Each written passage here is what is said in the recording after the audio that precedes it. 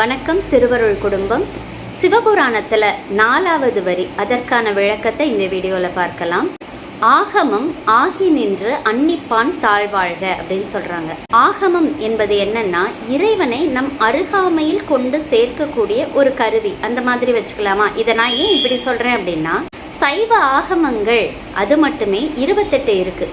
அதில் சிவபேதம் 10, ருத்ரபேதம் 18 அப்படிங்கிற முறையில் இருக்குது.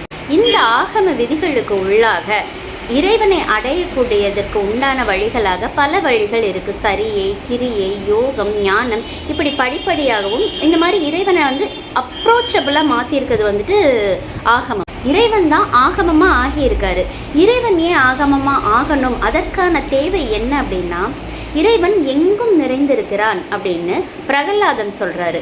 தூணிலும் இருப்பான், துரும்பிலும் இருப்பான் அப்படின்னு சொல்லி நிரூபிச்சும் காட்டியிருக்காரு. ஸோ அப்படிப்பட்ட இறைவன் அவன் தான் எல்லா இடத்துலையுமே இருக்கானே அப்படின்னாலுமே, பிரகலாதனுக்கு நரசிம்மர் காட்சி கொடுத்ததை போல மார்க்கண்டேயனுக்கு லிங்கத்தை கட்டிப்பிடிச்சு அழுதோன்னு விமோச்சனம் கொடுத்த மாதிரி எல்லார் கண்களுக்கும் அகப்படுறதில்லை.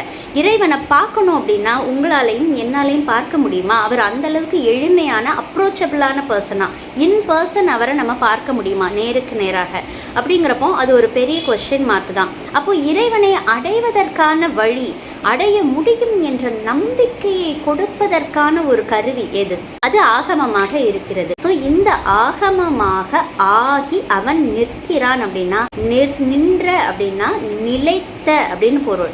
என்னன்னா, ஆண்டாண்டு காலமாக இன்னும் பல காலம் சென்றாலும் கூட இந்த ஆகமங்கள் பூமியிலே நிலைத்திருக்கும். அப்போ இறைவன் இங்கே என்னவா நிலைத்திருக்கிறார் அப்படின்னா, ஆகமம் ஆகி நின்று அப்படின்னு சொல்கிறாங்க.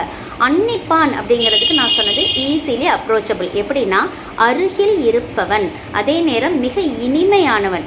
ஏன் அவன் இனிமையானவன்கிற பொருளும் இதற்கு வருது அப்படின்னா, பாவம் இந்த மனுஷன் எங்கே போய் தேடுவான்? சுற்றி எல்லா இடத்துலையும் இருக்கோன்னு சொல்கிறோம், ஆனால் அவன் கண்ணில் நம்ம படமாட்டேங்கிறோம், அவன் சிந்தனையில் நம்ம வரமாட்டேங்கிறோம். அப்போது என்னை அடைவதற்கு உண்டான அவன் நம்பும்படியான ஒரு சாட்சியாக அந்த ஆகமங்கள் இருக்குது. ஒவ்வொரு ஆகமமும் இறைவன் நம்மை அடைவதற்கு, நம்மிடம் நம்மை நெருங்கி நிற்பதற்கு அவர் செய்யக்கூடிய ஒரு முயற்சிங்கிறப்போ இது எவ்வளோ ஒரு ஸ்வீட்டான ஜெஸ்டர். அப்போது இதுதான் அந்த அன்னிப்பான், நெருங்கி வருபவன், நெருங்கி அருகில் இருப்பவன், அதே நேரம் இனிமையானவன். அப்போ ஆகமம் ஆகி நின்று அன்னிப்பான் தாழ்வாழ்க அப்படின்னா, இந்த மாதிரி ஆகமமாக ஆகி பூமியிலே நிலைத்திருக்கக்கூடிய, நமது அருகாமையில் வந்திருக்கக்கூடிய இனிமையான இறைவனின் தாள்கள் வாழ்க அப்படின்னு மாணிக்க வாசகர் சொல்கிறாரு.